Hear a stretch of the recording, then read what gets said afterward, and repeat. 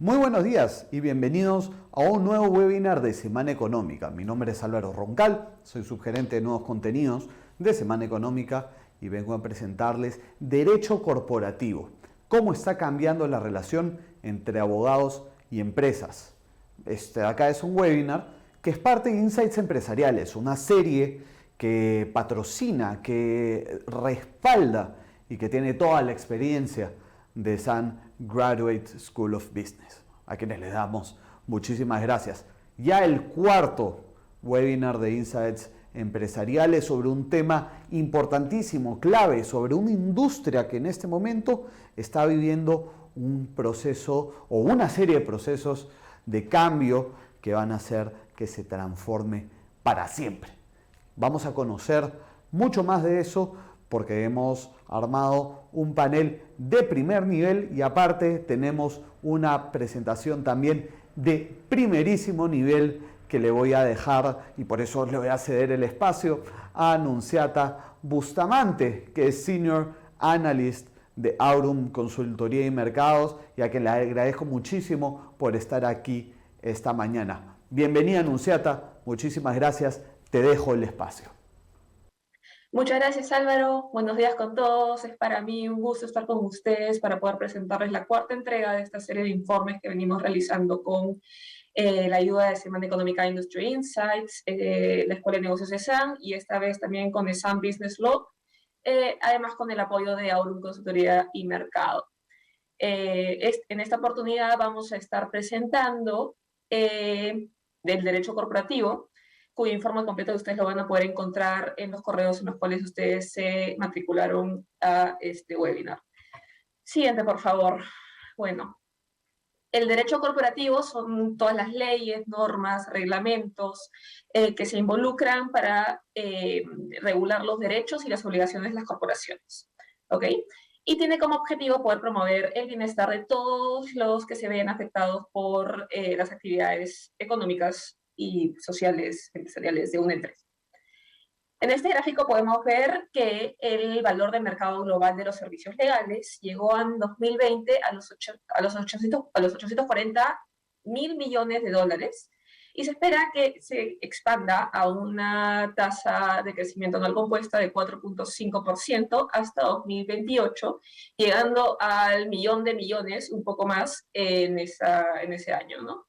Este crecimiento viene sostenido por una serie de innovaciones, sobre todo la introducción de la inteligencia artificial al rubro, lo que está transformando completamente la industria legal al permitir que los abogados y que los estudios en general puedan ahorrar tiempo.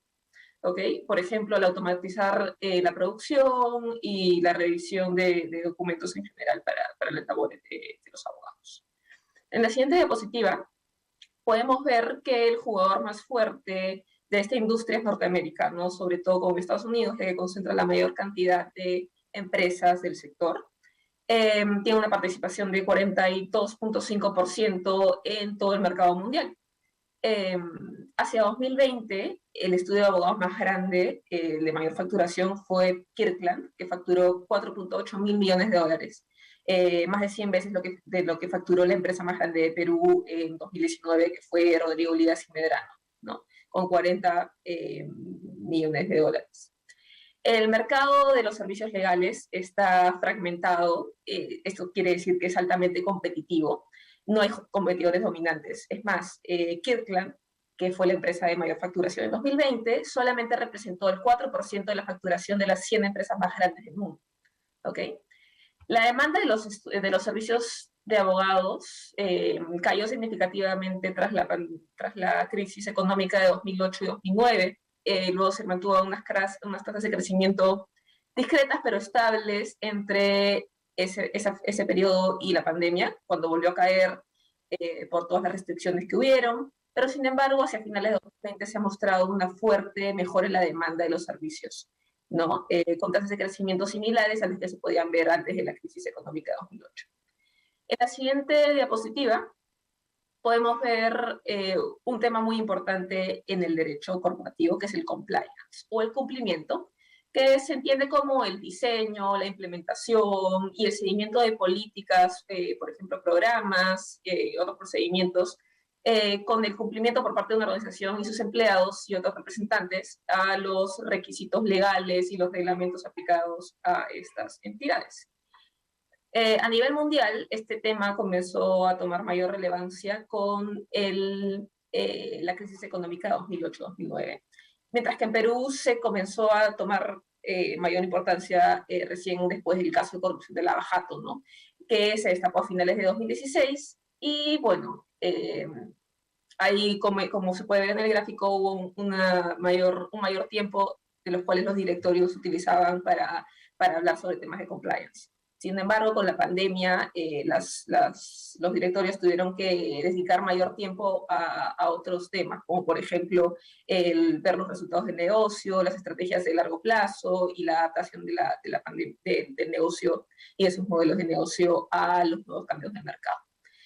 En la siguiente diapositiva podemos ver que hubo un comportamiento similar en cuanto a la responsabilidad social empresarial, que si bien ha sido el mayor foco de atención de los directorios en los últimos años, igual hubo una caída por el COVID, ¿no? Ya que las empresas, como ya mencioné anteriormente, estaban dedicando sus esfuerzos y sus tiempos y sus directorios en general a poder aplacar los problemas que generó la pandemia.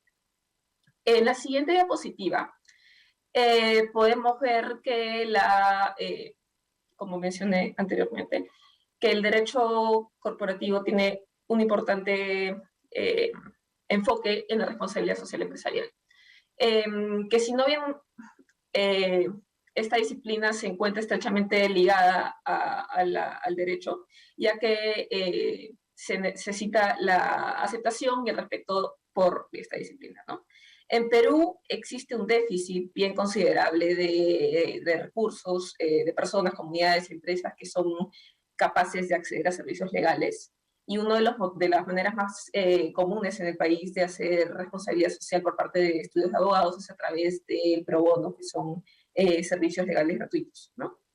Es así que, por ejemplo, se creó la Alianza Pro Bono, que es un grupo de estudios de abogados peruanos que realizan un trabajo, ¿no?, gratuito, el cual consiste para poder favorecer a personas y comunidades con escasos recursos, ¿no? Y dar mayor crecimiento a ellos. En la siguiente diapositiva podemos ver que el derecho también tiene un importante papel en la regulación del trabajo remoto y en la nueva legislación laboral, ¿no? Para el futuro cercano se pueden observar tres retos más grandes para la nueva legislación laboral y el trabajo remoto, que vienen a ser, por ejemplo, el déficit de personal en aquellos rubros que dependen mucho de los reglamentos del COVID. Por ejemplo, el entretenimiento, el turismo, el rubro de servicios.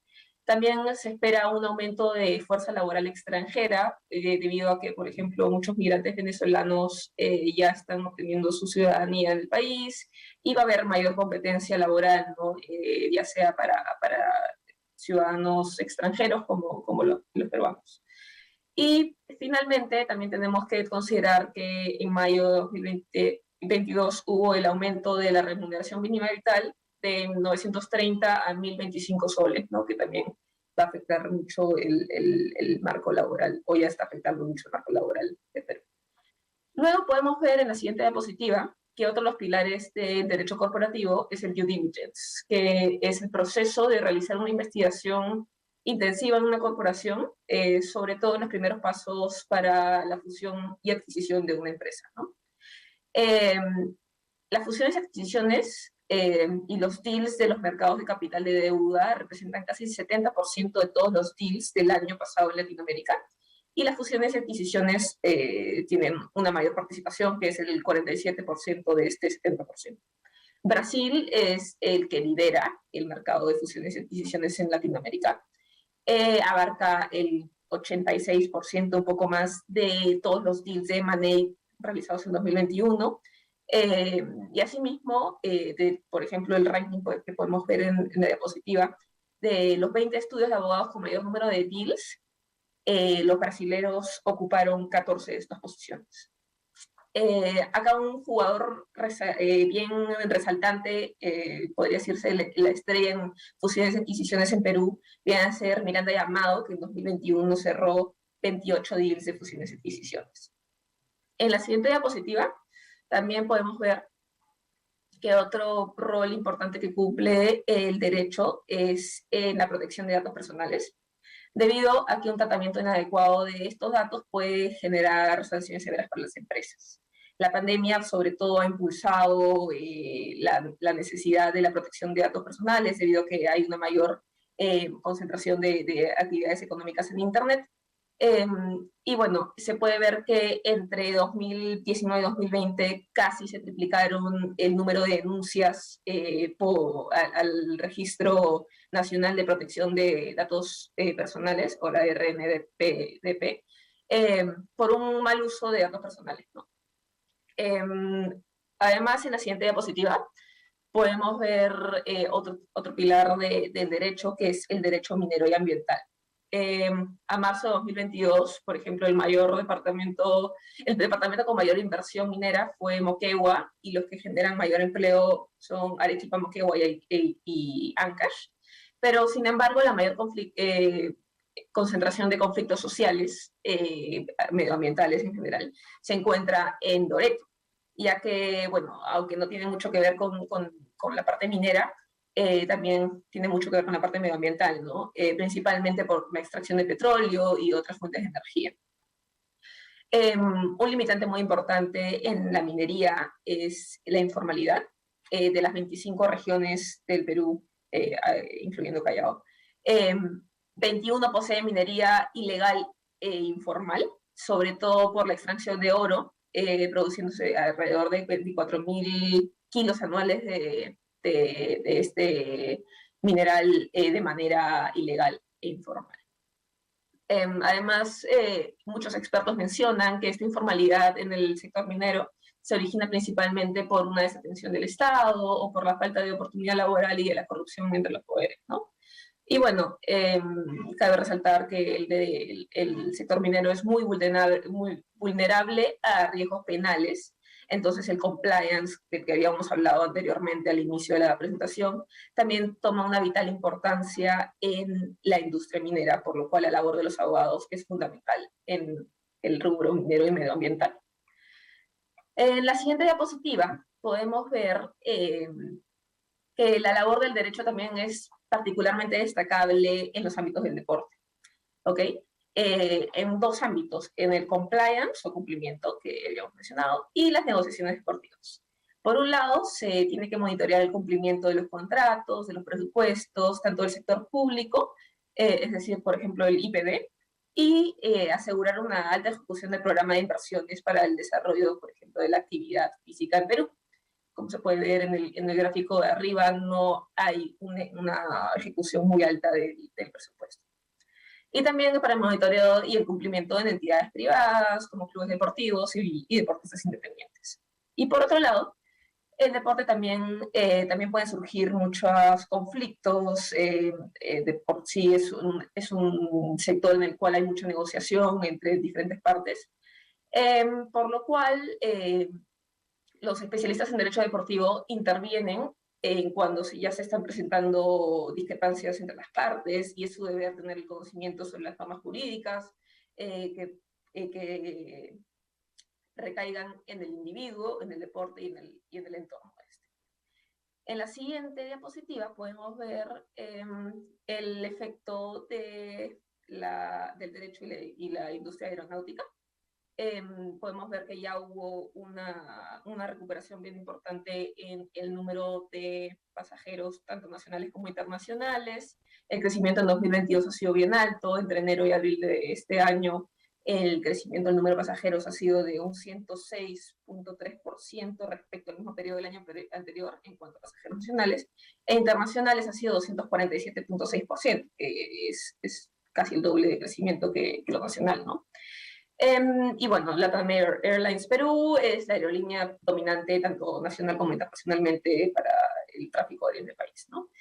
Luego en la siguiente diapositiva podemos ver un poco más de los retos sobre la industria aérea en el 2022. que básicamente son recuperar la confianza en aerolíneas extranjeras, generar una armonía entre aerolíneas y concesiones aeroportuarias, eh, por ejemplo, que hayan posibles rebrotes de coronavirus o alguna otra infección que pueda generarse en el mundo. También el impulso de transporte de carga, que básicamente fue este sector el que mantuvo en flote el negocio de las aerolíneas con la pandemia. Ahora hay que también seguir enfocándonos en eso, no podemos dejar de lado el crecimiento que ya hubo. Y finalmente también pueden haber posibles variaciones en el esquema de las aerolíneas actuales, ¿no? Por otro lado, podemos ver en la siguiente diapositiva que el tejido empresarial peruano en cuanto al derecho empresarial está principalmente conformado por micro y pequeñas empresas, que suelen ser estructuras empresariales de mayor tasa de informalidad y menor productividad laboral relativa a una gran empresa, ¿no? La informalidad y la baja productividad de las MIPES se genera por falta de conocimiento del mercado, por ejemplo, de una organización interna, de una producción planificada, de una mala distribución del trabajo y otra serie de problemas en las cuales un abogado puede intervenir y poder asesorar a las empresas adecuadamente para que puedan pasar de ser MIPES a medianas en un siguiente paso y luego a grandes empresas, ¿no? Y generar así un desarrollo sostenible del tejido empresarial peruano.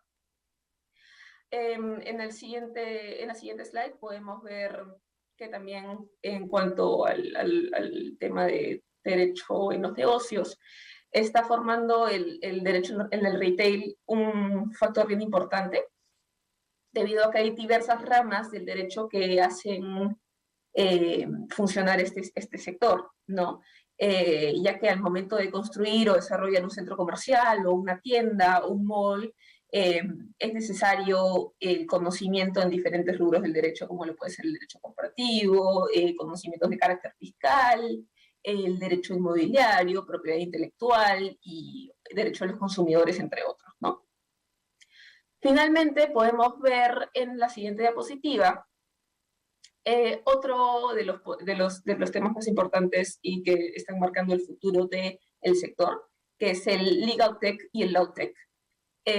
La crisis económica de 2008-2009 impulsó una necesidad por parte de los estudios de abogados a ser más eficientes, más baratos, ya que muchos clientes dejaron de contratar servicios y preferían solventar sus problemas por sí mismos.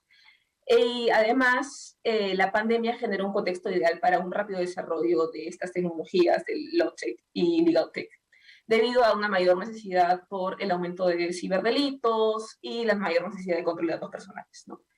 En 2020, por ejemplo, en Perú se dio un paso muy importante por parte del Estado al anunciar el lanzamiento de expedientes jurídicos electrónicos como una forma de acelerar la gestión burocrática y el acceso a la información de uso común de abogados y del personal estatal en general.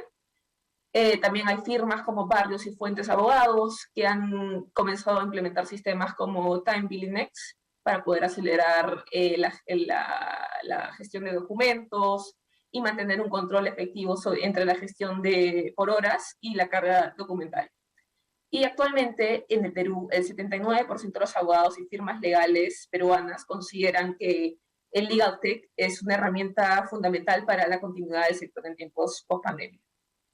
Y luego podemos ver en la siguiente diapositiva que hasta el momento se han identificado 19 empresas, como se pueden ver acá, con las que, de Legal Tech en el sector peruano. ¿Okay?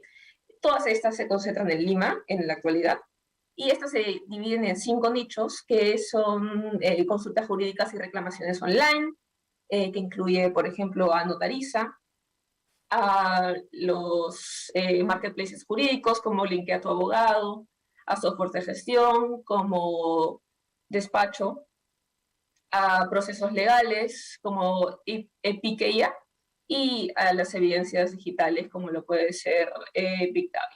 ¿Okay? Y bueno, eso es todo. es lo que teníamos para mostrarles respecto al derecho corporativo en este breve espacio. Los animo a todos ustedes a poder revisar el informe completo, que tiene mucho mayor detalle sobre los temas conversados, y más incluso. Así que muchas gracias y espero que tengan un buen día. Disfruten el resto del webinar. Muchísimas gracias, Anunciata, por esa espectacular presentación. Ya saben, queridos miembros de la audiencia que nos están siguiendo, que pueden encontrar el informe completo que ha presentado Anunciata en el mailing que nosotros les hemos enviado y por donde los hemos invitado a este webinar. No se preocupen, si es que no lo encuentran, nosotros lo vamos a volver a enviar en los próximos días para que ustedes puedan entrar a ver toda la data, toda la información que ha preparado Aurum para nosotros. Sé que es de su interés. Dicho eso, voy a pasar a presentarles este panel de lujo que hemos preparado para ustedes. Está aquí Mauricio Olaya, socio principal del Estudio Muñiz y director del área de Derecho Corporativo y M&A de dicho estudio. Mauricio, bienvenido. Muchísimas gracias por estar aquí. Estás muteado, por si acaso. ¿Cómo están todos? Un gusto compartir esta reunión con ustedes. Un gusto tenerte aquí, Mauricio. Muchísimas gracias por tu tiempo. Está también con nosotros Óscar Montezuma, que es director ejecutivo para Perú y Ecuador de Newbox Legal. Óscar, bienvenido. Muchísimas gracias. Muchas gracias por la invitación. Muchísimas gracias a ti, Óscar. Está también con nosotros Patricia Cosa, que es profesora de Sun Business Law y gerente legal y de compliance para la región América de Goldfields. Patricia, bienvenida. Muchas gracias. Muchísimas gracias a ti. Está también aquí Ljubica Vodanovic, que es founding partner de Vodanovic Legal. Y lo pronuncié correctamente, creo, Ljubica, así que espero que lo haya pronunciado bien. Sí, muy bien. Gracias, Álvaro, y gracias a Semana Económica y a ESAN por la invitación. No, encantados de tenerte aquí. Y finalmente está con nosotros José María de la Jara, que es cofundador de ODDS Legal. ¿Es ODDS, no José María, o ODS? Es una pronunciación. ODS. Muchas gracias por la invitación, Álvaro. Feliz de estar aquí. Muchísimas gracias, José María. Esa fue una pronunciación que no pregunté antes del webinar y te pido disculpas por ello, pero ya estamos todos alineados. Y con eso vamos para adelante, vamos a comenzar este conversatorio. Y vamos primero con una pregunta que es para ti, Mauricio. Partiendo del hecho que el derecho corporativo tiene como principal objetivo promover el bienestar conjunto de todos los que se ven afectados por las múltiples actividades que tiene una empresa, ¿cuál ha sido el efecto de los últimos 2 años, marcados por la pandemia del COVID-19 y una coyuntura altamente volátil además, en dicho segmento? Cuéntanos cómo lo has visto tú. Está muteado, por si acaso.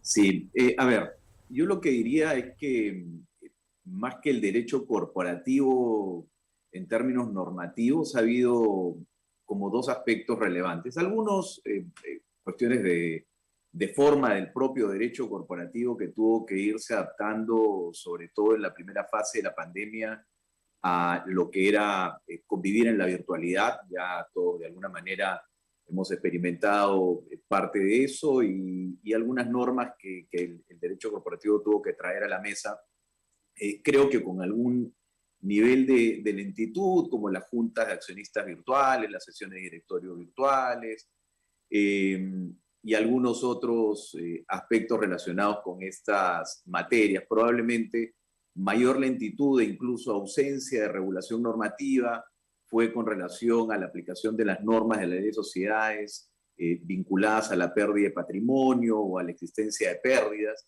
que no obstante hubo un llamado para que los órganos de gobierno se pronunciaran sobre esto y dictaran algunas medidas como ocurrió en algunos otros países. En el Perú eso no ocurrió y se siguieron aplicando en momentos de severa crisis financiera y económica las normas que estuvieron de alguna manera dictadas en un escenario completamente distinto al que nos tocó vivir.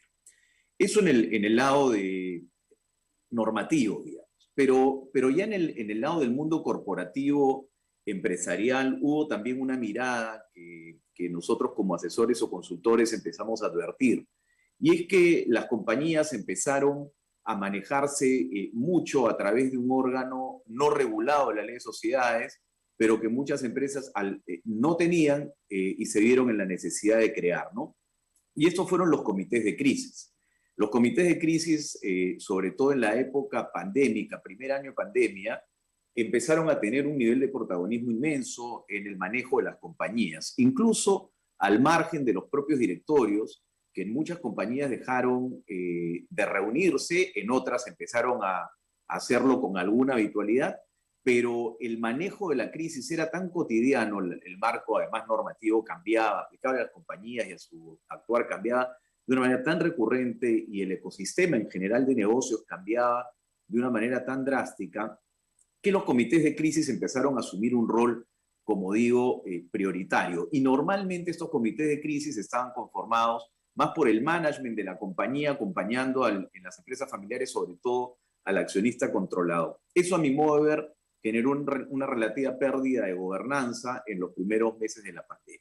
Una segunda característica, ya yo diría más segundo año de pandemia y cambio de gobierno, fue el rol que empezaron a tener también los comités de riesgos. Los comités de riesgos tampoco están regulados en ninguna normativa muy particular, salvo en empresas reguladas, y sin embargo empezaron a trabajar de una manera muy activa, porque empezaron a abrirse una serie de riesgos provenientes de la coyuntura política y a las nuevas reglas del juego que parecía iban a empezar a regular la actividad empresarial. Así que yo diría que ese fue un segundo componente interesante. En ambos casos, en los comités de crisis y los comités de riesgo, han dejado lecciones interesantes y además protocolos de instalación, de funcionamiento, de momentos en que son activados, etcétera, etcétera.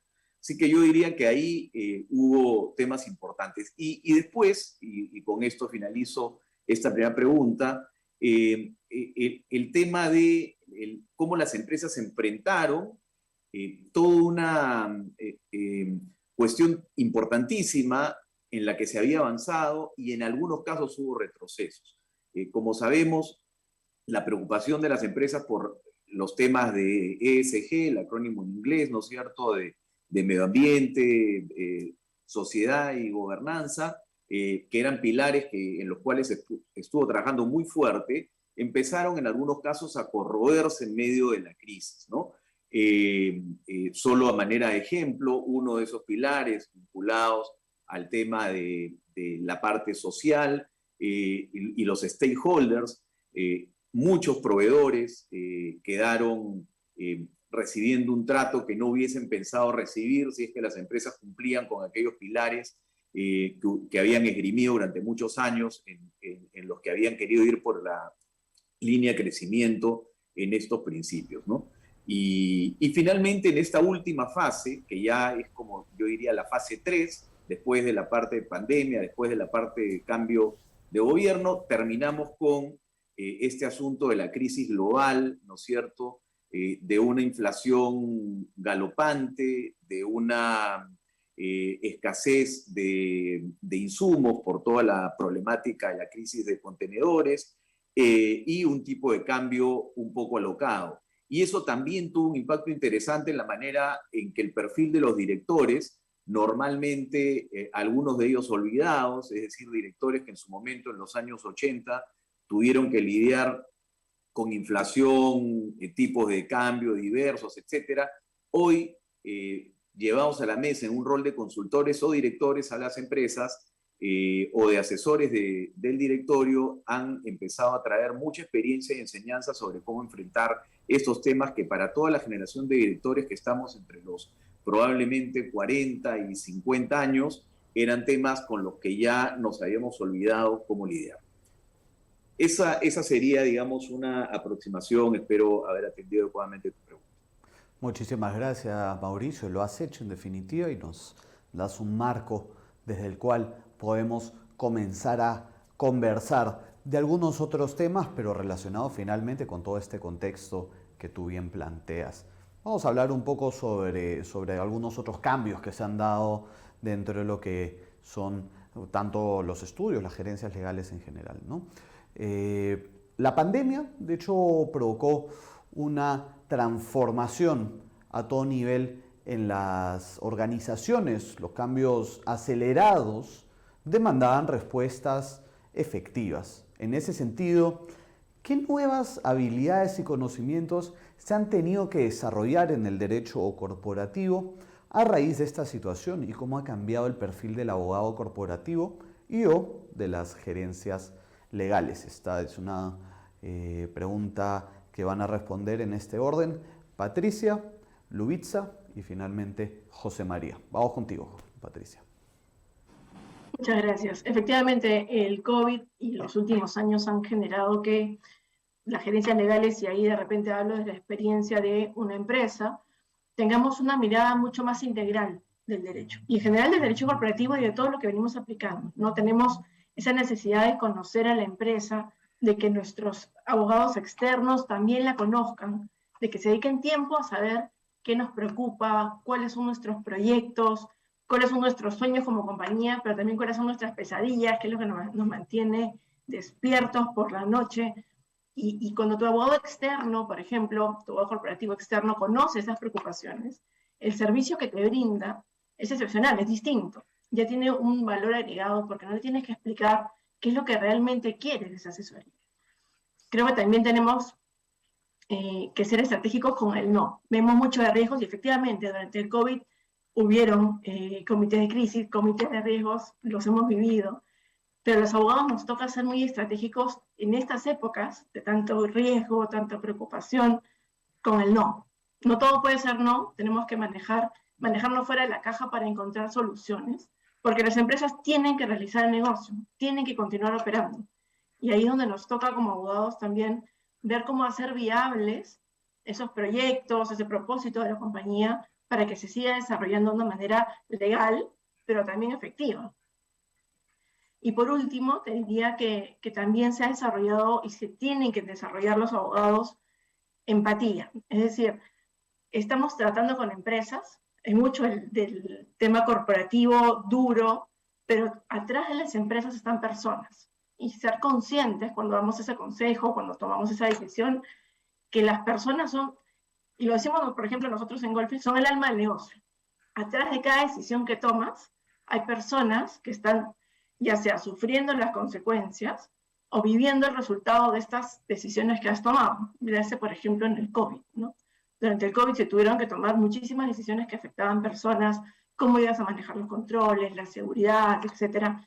Y ahí entra también la forma en la que los abogados podemos desarrollar estas habilidades, incluyendo esta que para mí me parece súper importante, incluso cuando la veo en los abogados de estudio que nos asesoran, que es la empatía, la preocupación de qué está pasando con las personas que están atrás de ese negocio, que lo hacen que realmente ocurra, ¿no? Porque como te decía, creemos que las personas son el alma de nuestro negocio.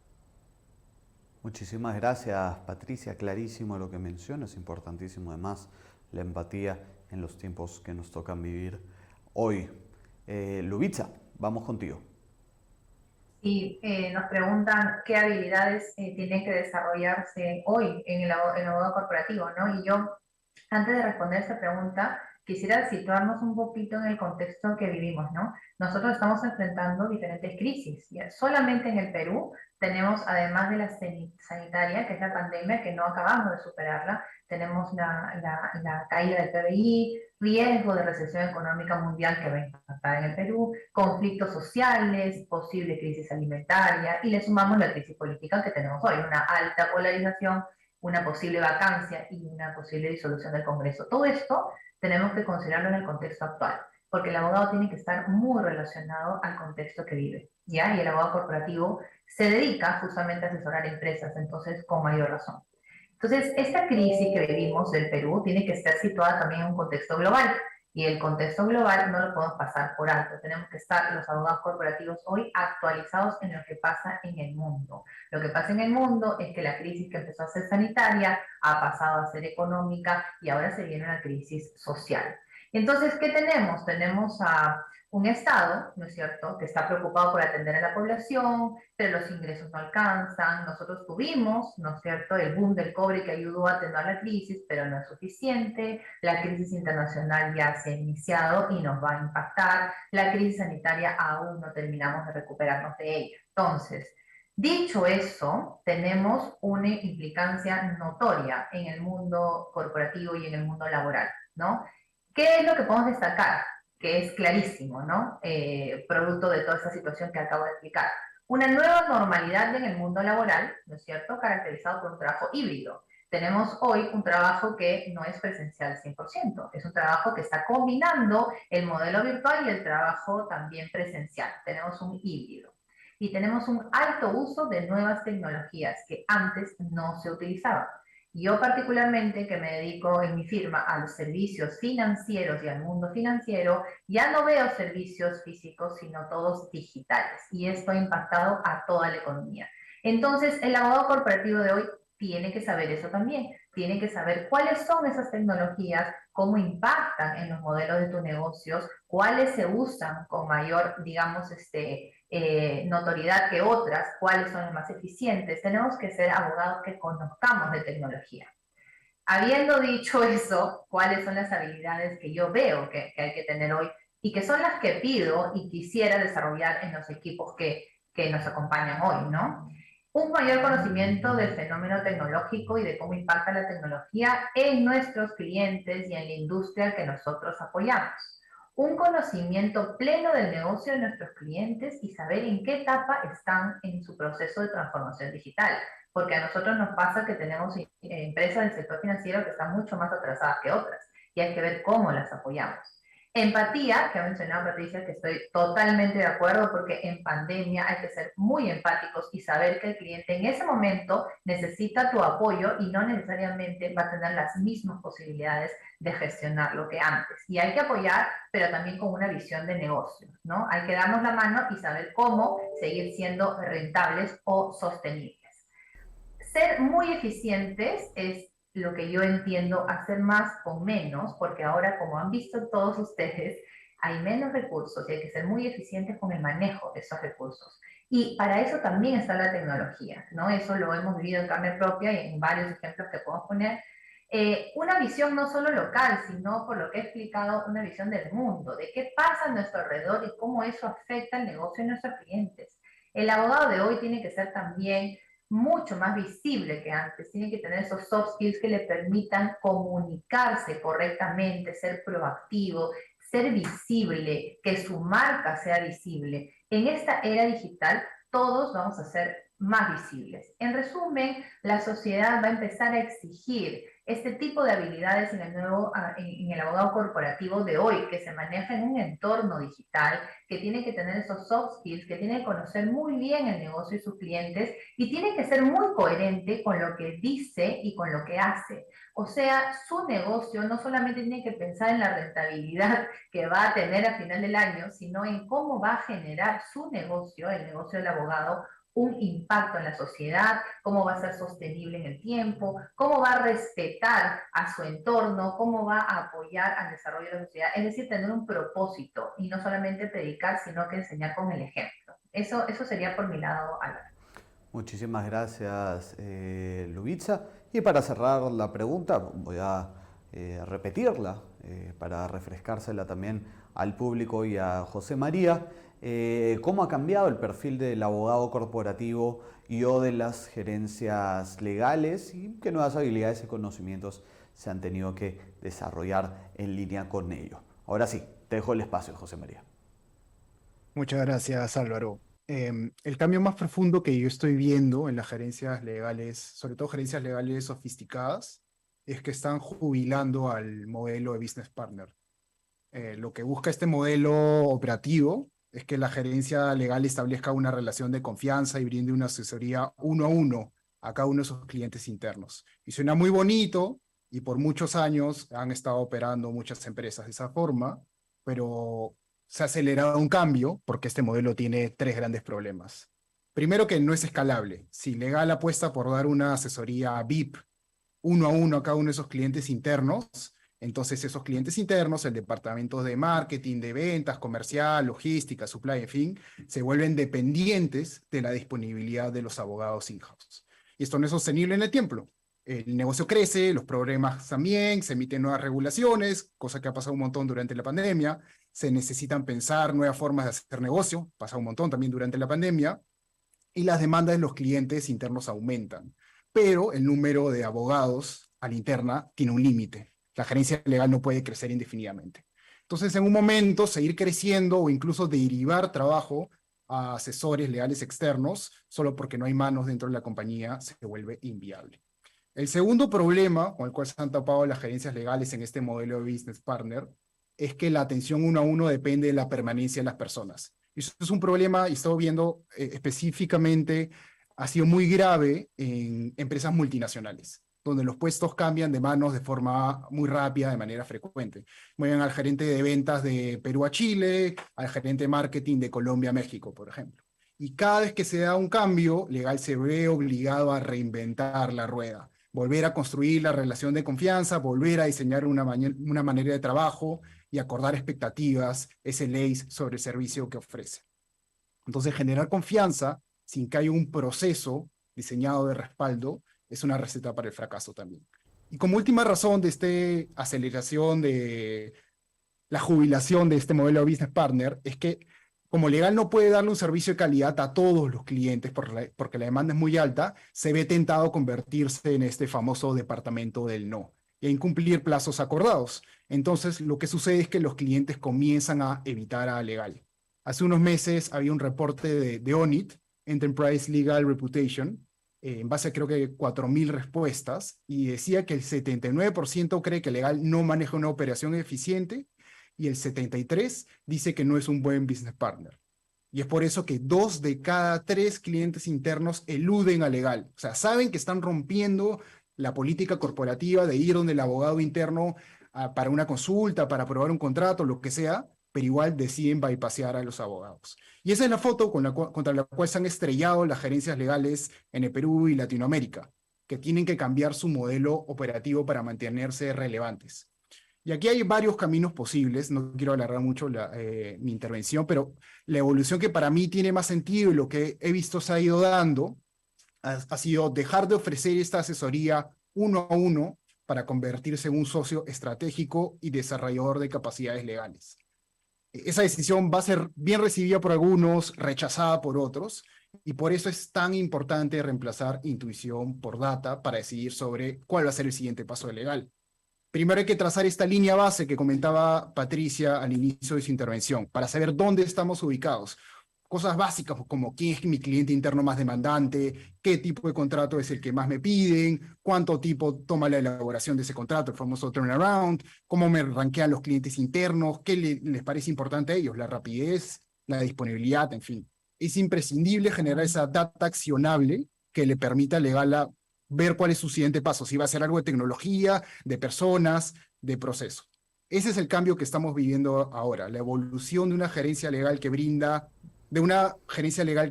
asesoría uno a uno a abogados que más bien desarrollan capacidades legales en sus clientes, lideran proyectos interfuncionales, se involucran en decisiones del negocio y le muestran el valor de legal al C-suite. Ese es un poco la manera en la cual estoy viendo yo se está moviendo el mercado de gerencias legales, Álvaro. Muchísimas gracias, José María, y bueno, importantísimo todo lo que mencionas porque nos da pie además para lo que es la siguiente pregunta, que bueno, va a contestar Óscar, va a contestar Mauricio y que de ahí volveremos contigo también, José María, para ella. Porque algo que se ha empezado a dar es que ha empezado a generarse una discusión en torno al modelo de negocio en el mundo del derecho, algo que bien mencionaba José María.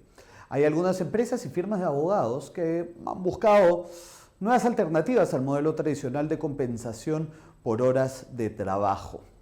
¿Qué cambios pueden ocurrir en dicho modelo y qué papel han jugado los últimos 2 años en dicha discusión? Óscar, te doy el espacio a ti, de ahí seguimos con Mauricio y cerramos con José María. Sí, muchas gracias. Bueno, lo que yo veo es que existe y digo lamentablemente porque yo soy un enemigo de esa métrica del tema de vender tiempo, ¿no? Pero sigue siendo un estándar en la venta de servicios legales en general, ¿no? Yo creo que eso se ha venido dando, incluso durante la pandemia. Yo he escuchado muchos casos de algunos gerentes legales o gerentes legales que consideran que, o sea, creo que genera una falsa sensación de control, tener tarifa horaria versus honorarios fijos o sujetos a otra modalidad distinta a la idea de vender tiempo, ¿no? Y hace relativamente poco tiempo leí un informe donde se hacía un análisis de distintas posturas sobre esta métrica de venta de tiempo, ¿no? Que además, o sea, dicho sea de paso, yo creo que las razones por las que soy un enemigo de esta métrica es porque creo que genera una serie de efectos perversos por múltiples sitios, o sea, de manera multidireccional, tanto de cara hacia el cliente, porque termina siendo una métrica que considero bastante intuitiva, inexacta, imprecisa, que traslada todo el riesgo al cliente, y hacia adentro de los equipos también genera, yo creo, y sobre todo ese es uno de los principales cuestionamientos, muchos incentivos hacia el burnout, ¿no? Hacia justamente la saturación y la afectación de la salud mental de los equipos de trabajo en firmas de abogados o en el sector legal en general, ¿no? Entonces, pero volviendo un poco a esta figura que me pareció muy interesante sobre este análisis que se hacía de distintas posturas de algunos a favor o en contra, o cuál va a ser el futuro de la venta de tiempo en el sector legal, se mencionaba una parte muy interesante donde se decía, donde Artificial Lawyer, que es una publicación muy interesante de temas legales, decía, ¿no? Usar la hora facturable es como quemar combustibles fósiles. Y la batalla para ir más allá del modelo de negocio basado en venta de tiempo es como la lucha para acabar con el cambio climático, ¿no? Con el calentamiento global. Aquí explico por qué, decían ellos. Vender tiempo es una forma rentable de gestionar un negocio legal, de la misma forma que quemar petróleo o carbón es una forma tremendamente eficaz de generar energía rápidamente. La otra cara de la moneda es que ambos tienen múltiples consecuencias negativas. Ambos también son muy difíciles de eliminar, en gran parte porque aún muchas personas pueden ver los argumentos para deshacerse de ellos. Superar nuestra dependencia sistémica es realmente difícil de lograr. Entonces, creo que termina siendo un tema que todavía, digamos, parte de esta explicación explica por qué todavía sigue siendo un sistema vigente de venta de servicios legales, pero también creo que a raíz de la pandemia se ha dado un cuestionamiento hacia que este modelo debe permanecer o mantenerse, ¿no? Y eso me parece que es valioso, ¿no? O sea, si no ha desaparecido ese esquema, ya hay cuestionamientos, ya hay algunas firmas o proveedores de servicios legales que por lo menos consideran alternativas distintas a simplemente vender tiempo, ¿no? Y creo que por ahí es un buen comienzo, ¿no? Y creo que además la crisis que Luis ha presentado, digamos, de forma bastante completa, nos lleva también y lleva a las gerencias legales y a los consumidores o compradores de servicios legales a repensar el tema del presupuesto, ¿no? O sea, yo no estoy tan seguro si es que sea muy conveniente para una gerencia legal tener un taxímetro corriendo todo el tiempo, ¿no? Entonces, creo que por ahí vienen principalmente mis primeras reacciones ante este tema de la venta de tiempo, de la hora facturable, y creo que más bien la convivencia de distintas modalidades va a poder llevarnos finalmente hacia un esquema nuevo de facturación a los clientes, ¿no? Yo definitivamente me mantengo al margen de cualquier cosa que sea vender tiempo, pero encuentro que ya hay por lo menos un cuestionamiento puesto en la agenda pública a raíz de esta crisis, ¿no?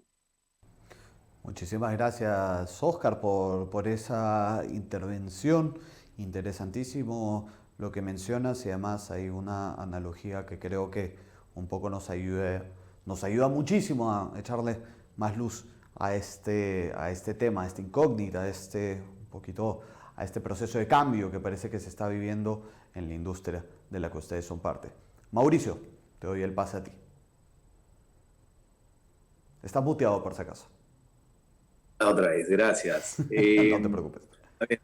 Esto de la venta de tiempos es algo que nosotros como firma lo aprovechamos hace muchísimos años, ya en nuestro caso poco más de 30 años, y casi de manera natural. O sea, la manera en que nosotros trasladamos e innovamos en el mercado peruano hace ya tanto tiempo este tema de la tarifa fija o retainer fee, etcétera, en oposición a la tarifa horaria, tuvo una explicación muy sencilla, y es que nuestro ADN fundacional fue un ADN de venta de servicios legales.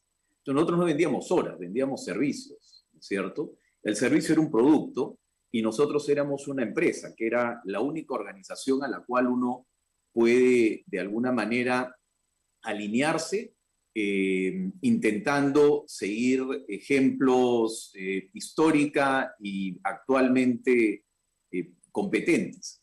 Si tú te pones a ver, todos aquellos que se definen como estudios de abogados o firmas de abogados tienen que buscar en un escenario muy raro, que es organización de firmas de abogados, las luces a través de las cuales van guiando su camino. Si tú te autodefines como una empresa que presta servicios legales, en automático tú te vas a alinear a todos los esquemas de cualquier empresa existente en el mercado. La única diferencia es que tú vendes un servicio legal y las otras empresas venden lo que sea, jabones, pañales o lo que quieras. Cuando tú lo ves de esa manera, todo cambia.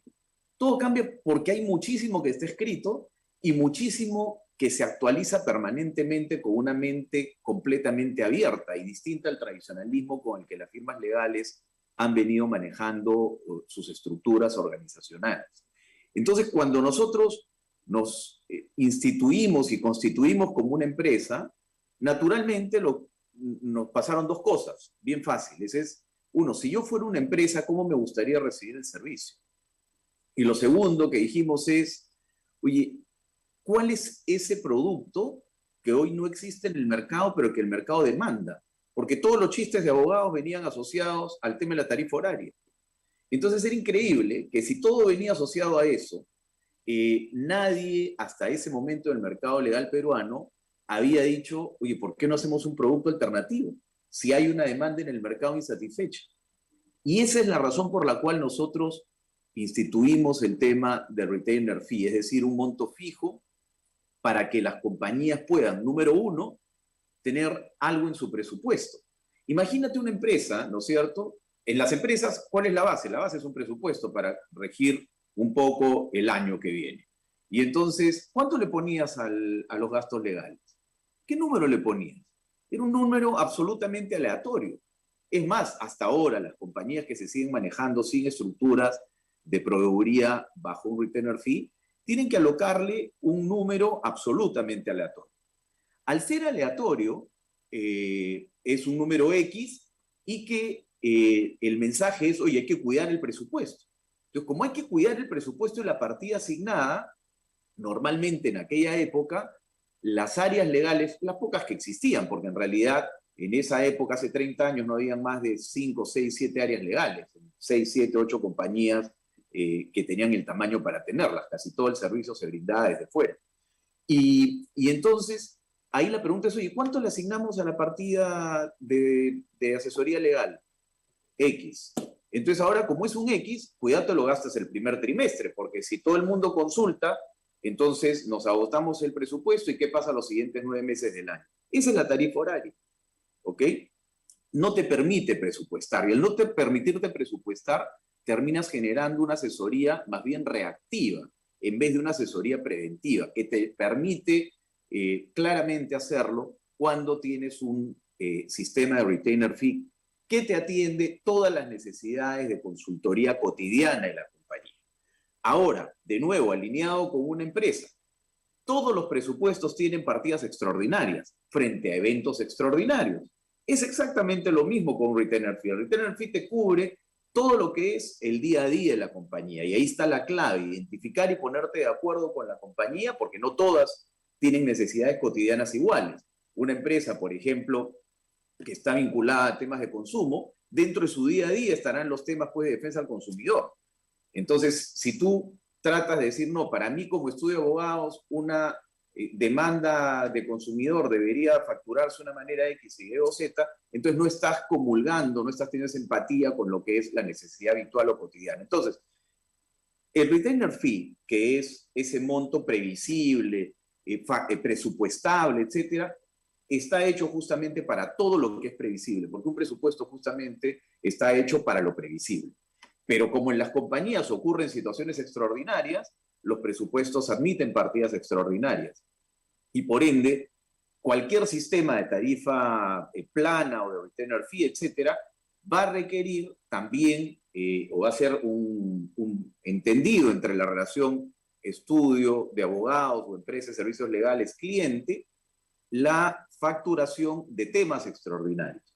Y ahí de nuevo viene una forma de facturar. Eso extraordinario, ¿cómo lo facturas? Y la tendencia ahora, y eso es casi a nivel mundial, y te lo piden hoy hasta las empresas más grandes del mundo, es me estimas y me pones un cap a eso. Es decir, yo no quiero una caja abierta donde me digas que esto de acá que te encargué, que era extraordinario, terminó costando las horas que a criterio tuyo o en base a tu experiencia o lo que finalmente tú me dices, pues, sino yo lo que necesito es previsibilidad.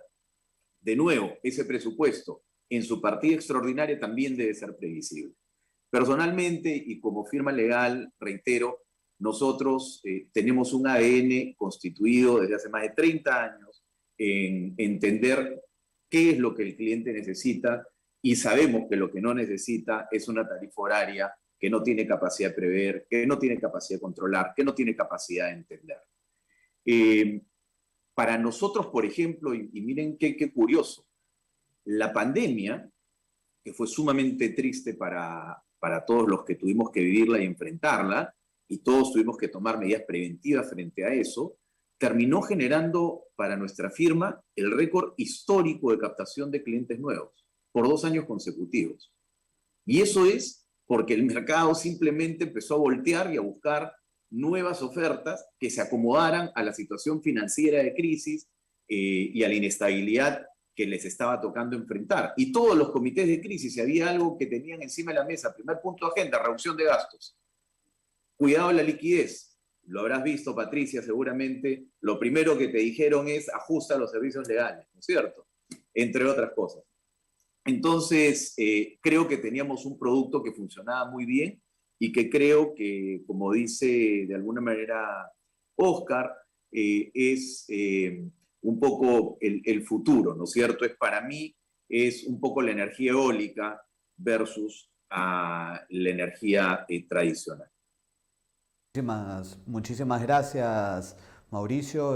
Me quedo además con algo que mencionas, ¿no? Tener esa empatía que finalmente es pensar en quién es el cliente, sus necesidades y cómo generar, digamos, un servicio que sea más acorde finalmente a la realidad de este cliente. Y eso es finalmente lo que termina siendo que los resultados acompañen a ese giro en el negocio. Así que excelente y felicitaciones por esos 2 años, de todas formas. José María, para cerrar la pregunta, nuevamente voy a repetirla, por si acaso, para refrescársela al público. ¿Qué cambios pueden ocurrir en el modelo de negocio finalmente de la industria legal y qué papel han jugado los últimos 2 años en dicha discusión? Te dejo el espacio. Gracias, Álvaro. Tú ya sabes que no voy a perder la oportunidad yo de pegarle a la hora facturable. O sea, como ya se comentaba antes, es de alguna forma, o sea, está muy de moda hablar de ser cliente céntrico, pero la hora facturable no es cliente céntrica, es un modelo centrado en el abogado, es una visión del mundo a través de los ojos del abogado, diseñada para proteger el tiempo y la rentabilidad del abogado. Comentaba antes, Oscar, o hacía la analogía de Artificial Lawyer de la contaminación. Así como hay empresas que van a seguir quemando petróleo y contaminando, me queda clarísimo que hay firmas que van a seguir insistiendo en la tarifa horaria a pesar de lo que le pidan sus clientes. Entonces, yo frente a este tipo de firmas, prefiero cambiar el discurso. Ya no luchar por la abolición de la hora facturable, porque sé que no lo van a hacer, sino que al menos lleven un sistema decente. Y eso implica 2 cosas. Primero, que el registro de horas a la interna esté apalancado en tecnología, y esto básicamente para no quebrarle el alma a los asociados, exigiéndole que llenen manualmente las horas, ni teniendo reuniones de despacho donde se lee en voz alta quién cumplió la meta mensual o quién fracasó. Hay un montón de herramientas que automatizan el registro de estas horas, o al menos autocompletan parte de esa información, y yo creo sinceramente que en unos años registrar manualmente las horas facturales va a ser visto como seguir teniendo una cuenta de correo de Hotmail ahora. Y en segundo lugar, ¿a qué me refiero con un proceso decente? Si el estudio va a utilizar, va a apostar por el sistema de hora facturable, tiene que arreglar todos los problemas que ese sistema le genera al cliente. Evitar los errores, el ida y vuelta, en la revisión del resumen de horas. Si acuerdan un capo, descuentos, respetarlo efectivamente al momento que le envían la factura. Y lo más elemental, pero que se comete un montón de errores por ahí, enviar las facturas a la persona indicada y sobre todo en el tiempo, en el momento indicado. Ahora, más allá de estos arreglos menores para hacer del mundo del modelo de la hora facturable uno mínimamente decente, hay un mundo de posibilidades para los que quieran ir un poco más allá. Más allá incluso del precio fijo, del retainer, que suele, de alguna manera, el fijo suele ser una hora facturable o disfrazada, o en todo caso no centrada en lo más importante, que es el valor. Las oportunidades más grandes, creo yo, vienen por pricear en base al valor, value pricing, y en las suscripciones. Ambos sistemas, la gran diferencia es que dependen de la generación de valor. El value pricing implica dejar de vender tiempo y fijar los precios en base al valor que tiene el servicio para el cliente específico. ¿Cuál es el máximo precio que ese cliente específico puede pagar por el resultado? Ya no por todos los elementos, todas las herramientas, todo el trabajo, sino el resultado específico. En cambio, en las suscripciones hay un fee mensual que depende de que se haya generado valor para el cliente. Básicamente funciona como Netflix. Si yo no le genero valor a la gerencia legal en enero, o si mi relación no le genera valor en enero, entonces no renueva en el mes de febrero. Y eso es súper bacán porque genera incentivos para acercarse al cliente y buscar proactivamente acompañarlo en la solución de sus problemas, porque si no, básicamente no te renuevan al siguiente mes. Lo mismo que sucede con Netflix. Si no te saca buenas películas, entonces tú dejas de renovarlo. Si el servicio es bueno, el efecto inmediato es que se genera una relación de confianza con el cliente y te involucra en más proyectos. A diferencia de un fee fijo, estos modelos basados en el valor giran en torno al resultado. No es un all you can eat por el que te puedo pasar la cuenta a fin de mes. Es un acuerdo sobre el valor de ciertos resultados pactados. Por eso tampoco es necesario contabilizar las horas. Yo no vendo tiempo. Ya no se vende el tiempo, se vende el valor. Y como lo que importa es el valor del resultado para el cliente, este modelo es un desincentivo también para delegar el trabajo en mano de obra barata. Lo que importa es la percepción del cliente del valor, no tanto qué tanto trabajo hagas ni qué tantas personas participarán del proyecto. Y otra diferencia, y con esto termino, que me parece importante, a diferencia de la hora facturable, la suscripción específicamente es una apuesta por la relación duradera con el cliente. Seguramente hay meses en los que le da más valor del fee acordado. Eso realmente no importa. Lo que importa es el juego de largo plazo. Es seguir afianzando la relación con un cliente con el que te sientes cómodo. Eso, naturalmente, va a llevar a más encargos y a la renegociación de nuevos fees. En resumen de todo esto, todos ya hemos coincidido, creo que la hora facturable es un pésimo sistema de facturación, pero pocos se atreven a cambiar de modelo. El modelo cost plus, el fee fijo, es más de lo mismo. El verdadero cambio, creo yo, tiene que ver con dejar de vender tiempo y comenzar a cobrar por el valor que el producto final, no el trabajo, el producto final tiene para el cliente. Las firmas que además de brindar un servicio de calidad, comiencen a fijar precios en base a valor y establecer relaciones de confianza mediante suscripciones, creo yo van a obtener una ventaja competitiva en los próximos años. Muchísimas gracias, José María. Creo que entre los tres nos han dado, digamos, un menú bastante interesante que la audiencia va a poder revisar y comenzar a preguntarse lo mismo que nos estamos preguntando acá. Estoy sacando el mayor valor finalmente del servicio que estoy contratando, es el que mejor se acomoda a mis necesidades, están realmente pensando en mí. Bueno, finalmente las empresas a las cuales contrato, a las firmas legales, yo creo que acá van a saltar algunas preguntas y posiblemente algunas interesantes soluciones como las que ustedes nos han expuesto. Vamos a pasar a otro tema. Patricia y Lubitsa, esta vez les toca a ustedes. Cuéntenos, ¿qué especialidades del derecho corporativo han ganado valor y se han vuelto nichos claves en el negocio en estos últimos 2 años. Esto además en línea con la pregunta que hacíamos hace un rato sobre las nuevas habilidades que se requerían en el mundo del derecho corporativo. Vamos primero contigo, Patricia, y de ahí pasamos a Luisa. Muchas gracias. Hace unos años me decía un gerente legal de una empresa de fuera que era un generalista altamente especializado. Y creo que eso es la definición de muchos de los abogados corporativos. Tenemos que, como abogados corporativos, justamente estar siempre al día y al tanto de las nuevas tendencias, de la especialidad de tu sector, en dónde estás operando. Entonces, a ver, desde el punto de vista de empresa minera, te diría que los temas sociales y ambientales están en un punto crítico, especialmente con la situación actual, la cantidad de conflictos sociales que se han presentado. Entonces, el entendimiento de cómo funcionan las industrias que traen, por ejemplo, o que están vinculadas usualmente a algún tipo de conflicto social, le hace minería, petróleo, pesca, etcétera, es importante, porque tú lo que uno quiere como cliente, digamos, es que tu abogado corporativo conozca de tu sector, que no te traiga necesariamente al especialista para poder darte una opinión societaria, contractual, sino que tenga un entendimiento básico de dónde estás operando. Y creo que eso es básico, que si vas a asesorar empresas de determinados sectores, sí, sigan las especialidades correspondientes. En ESAN, por ejemplo, dicto Derecho Minero, ¿no? En el último curso que dictaba tenía alumnos que eran especialistas en tributario y finanzas.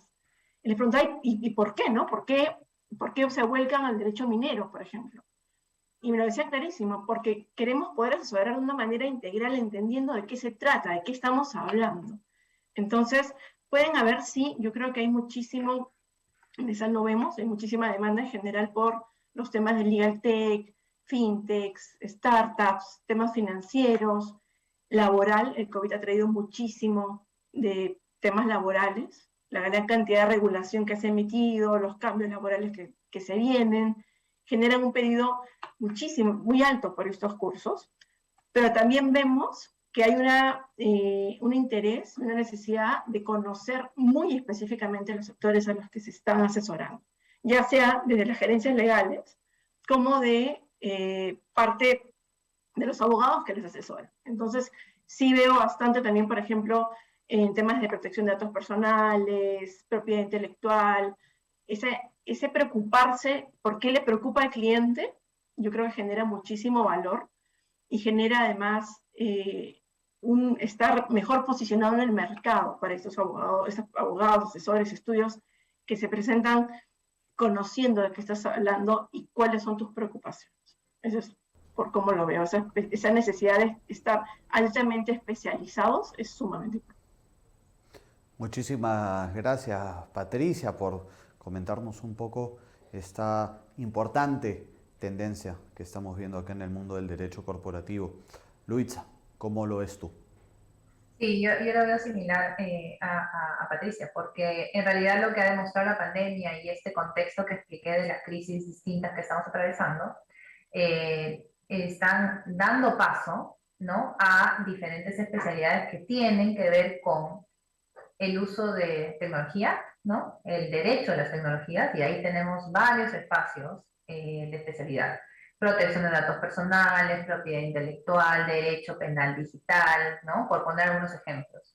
También nos obligan a ser más eficientes con menos recursos. Estamos viendo trabajos que van a tener que ser remotos, trabajos que tienen que ser rápidos, centrados en el usuario. Entonces vamos a tener que utilizar esa tecnología y tener la especialidad que yo le llamo el mindset fintech, ya, porque eso es lo que me dedico, para no responder no se puede, sino cómo sí se puede, ¿no? Y esto que he dicho es bien importante en el mundo actual, porque todas las empresas, en el caso mío, las financieras y las que se dedican a servicios financieros, están pensando cómo generar nuevos rubros y vetas de valor en sus negocios. Están rediseñando sus modelos de negocios.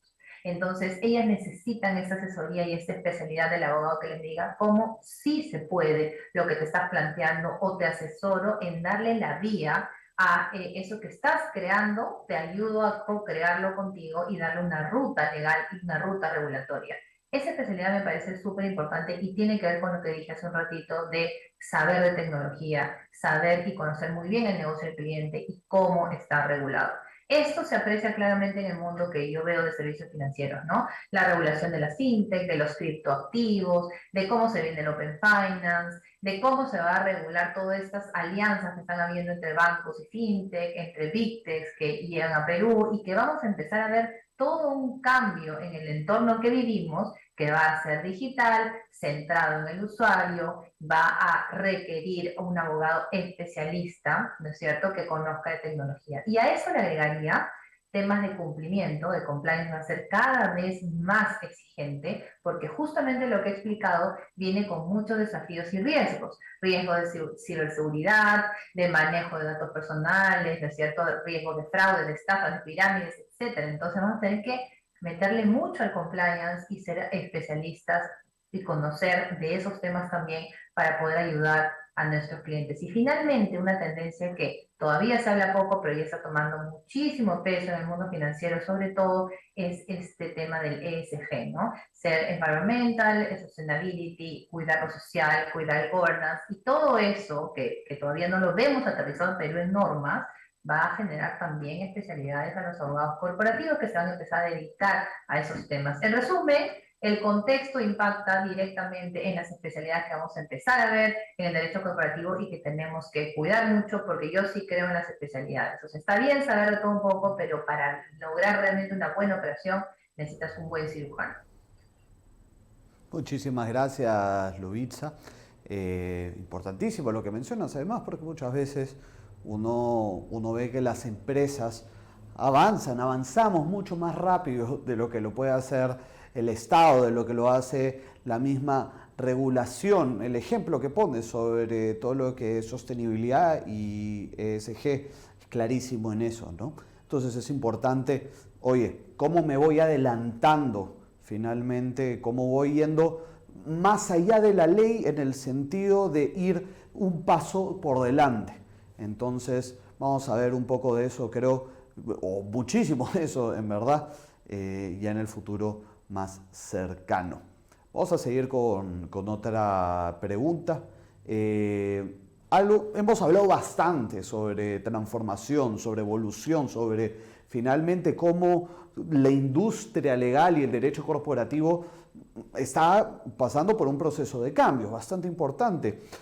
Parte de esta transformación es también cultural y organizacional, que es algo que se está dando en muchas compañías del país, lo cual impacta directamente en la forma como se desarrollan sus negocios y vínculos laborales.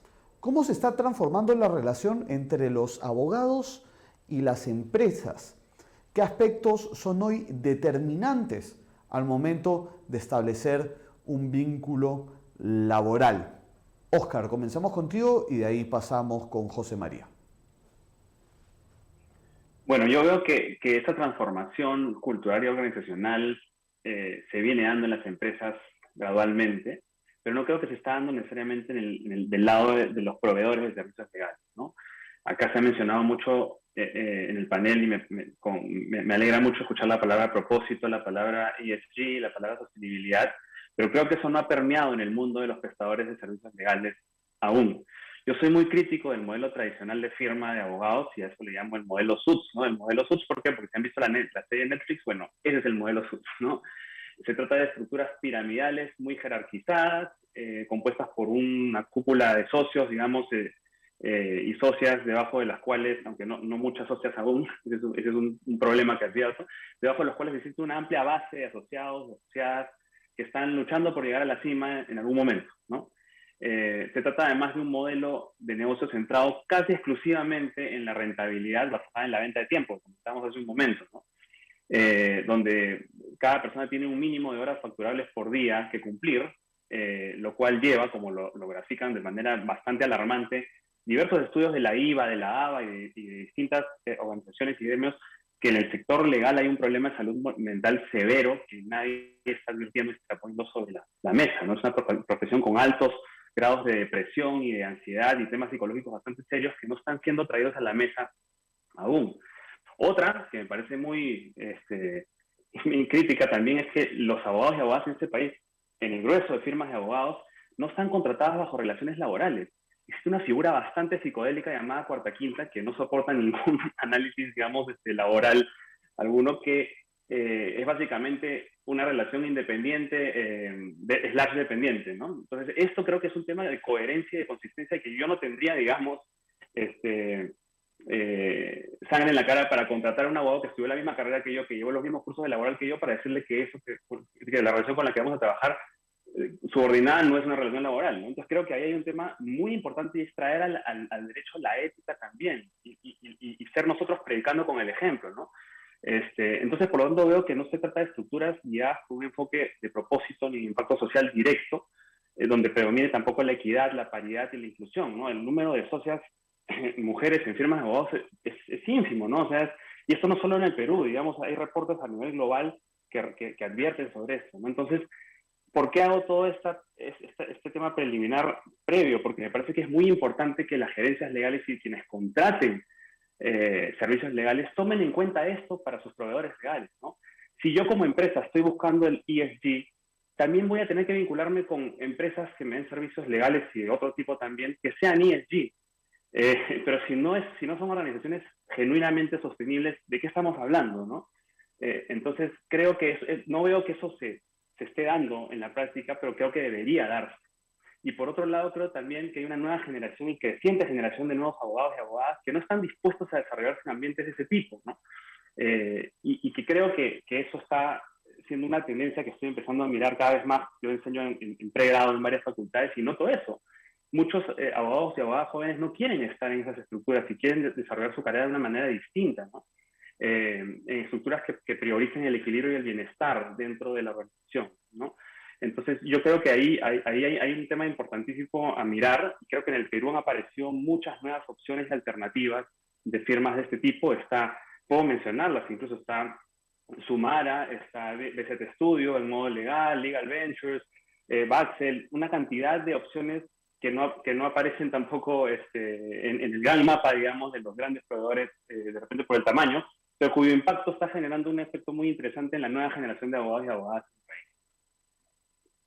Muchísimas gracias, Oscar. Clarísima la transformación que mencionas y muy evidente además cómo cambian las prioridades también en las nuevas generaciones, ¿no? Y finalmente los estudios de abogados, las gerencias legales no pueden ser ajenas a ellos, porque finalmente son quienes se adapten a esta nueva realidad, quienes al fin y al cabo se terminan quedando con el mejor talento.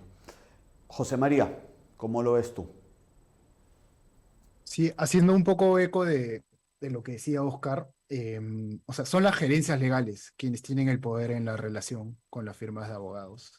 Y por eso, como se da en otras partes del mundo también, la evolución del mercado legal está básicamente marcada por las necesidades de las gerencias legales, por lo que éstas exijan. Un poco lo que decía Oscar, ¿no? Si queremos que los índices de ESG cambien en el mercado legal, entonces eso en gran medida depende de las exigencias que le dan las gerencias legales a sus proveedores, a sus asesores legales externos.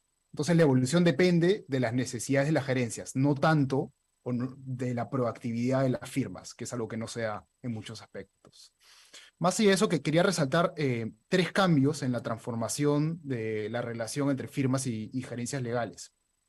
El primero es que el precio ya no es hoy el factor determinante para los clientes, o al menos no para las gerencias legales de gran empresa, las gerencias legales sofisticadas.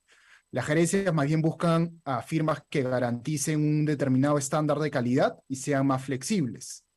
Tienen que tener flexibilidad en la fijación de precios, yendo más allá de la hora facturable, y ser más flexibles en la dinámica de trabajo, ser más proactivos en buscar espacios de colaboración, por ejemplo.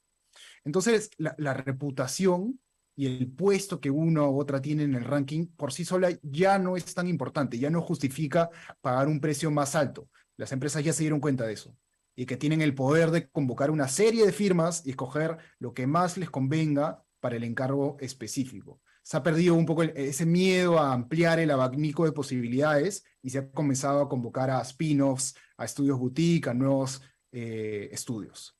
Segundo cambio en esta relación firma-gerencia es que las empresas multinacionales, es una tendencia también, quieren una asesoría paquetizada a través de una firma que centralice una red de asesores. Esto ha sido consecuencia directa de la pandemia. Los cambios regulatorios constantes llevaban a que la empresa tuviera que hacer exactamente la misma pregunta, la misma consulta en distintos países, en los distintos países que operaba, obteniendo resultados distintos, en formatos distintos, y luego tenía que hacer toda una interpretación de todos estos documentos. Lo que se busca ahora es una sola respuesta que resuma la posición en los distintos países donde opera el negocio, reduciendo el tiempo de revisión legal. Entonces, ahí hay una oportunidad para aquellas firmas que tengan la capacidad de administrar esta red, este network de asesores, de poderle dar un servicio de calidad diferenciado a estas gerencias legales de multinacionales.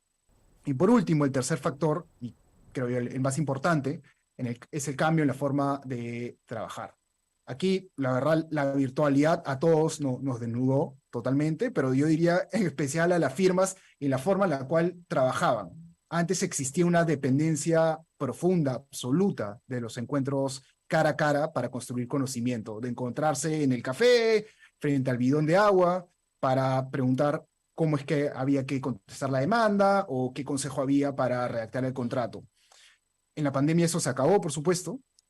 Entonces, las firmas que puedan construir sistemas de conocimiento y estandarizar sus productos van a ganar una ventaja rápidamente.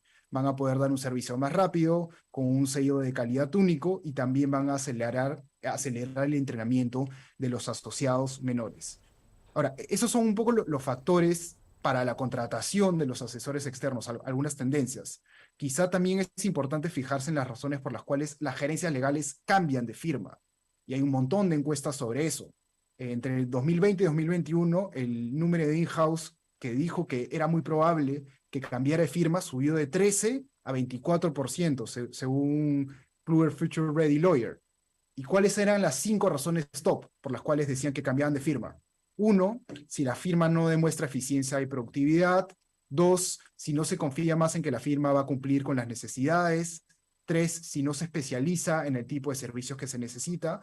4, si no equipa a su grupo de trabajo con las herramientas adecuadas para que ejecuten su trabajo. Y 5, si no ofrece el mejor pricing o valor. Cada una de estas razones supone un cambio radical en el modo en que se vienen haciendo las cosas en las firmas en Latinoamérica. Las firmas no suelen tener proceso, no están siendo todo lo eficientes que podrían ser, no hay productividad ni colaboración del cliente, muchas tratan de ser generalistas en vez de especializarse, y eso explica por qué las boutiques son más atractivas para ciertos encargos complejos. Los estudios no han desarrollado sistemas de conocimiento, como conversábamos hace un rato, y reinventan la rueda cada vez que tienen un nuevo encargo. Y muchos están atascados en el sistema de la hora facturable o el cost plus, intentando competir por un precio a la baja en vez de competir por el valor del servicio. En resumen, los clientes tienen el poder en la relación.